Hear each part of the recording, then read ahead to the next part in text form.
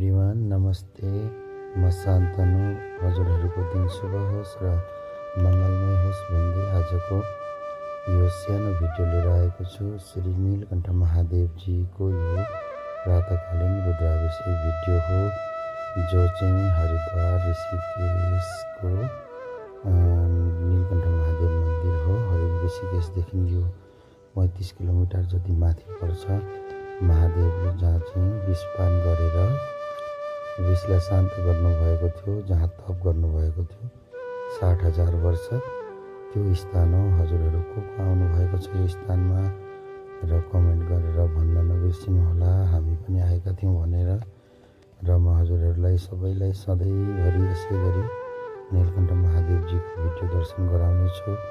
र भिडियो कस्तो लाग्यो सबैजनाले कमेन्ट गरेर भनिदिनु होला। हजुरहरूको दिन शुभ होस्। यो बिहान प्रातःकालीन रुद्राभिषेक भिडियो हो र यसमा सबै भिडियो मिक्स छ। अलिक स्पिड गरेर ल्याएको छु, कहीँ अलिक हजुरहरूलाई स्लोमा देखाइरहेको छु र हजुरहरूले सबैले देख्न सक्नुहुन्छ। यो रुद्राभिषेक भइसकेपछि श्रृङ्गारको भिडियो हो। यो बिहानको भिडियो हो, मर्निङको।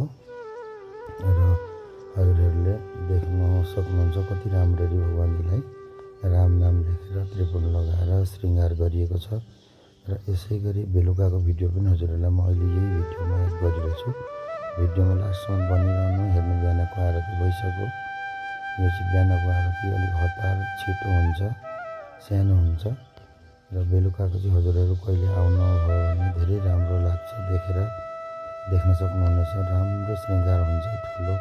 यो चाहिँ बेलुकाको आरतीको श्रृङ्गार हो।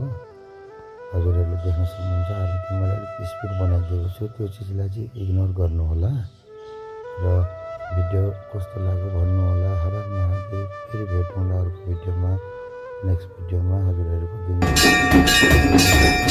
भन्दै आजको भिडियो हेर्न सक्नुहुन्छ। कति राम्रो लागिरहेछ श्रृङ्गार आरती।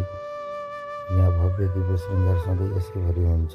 बेलुकाको श्रृङ्गार चाहिँ हजुरहरू कहिले आउनुभयो भने देख्न पाउनुहुनेछ। र म हजुरहरूको सपरिवारको शुभकामना भन्छु भगवान् नीलकण्ठ महादेवजीलाई।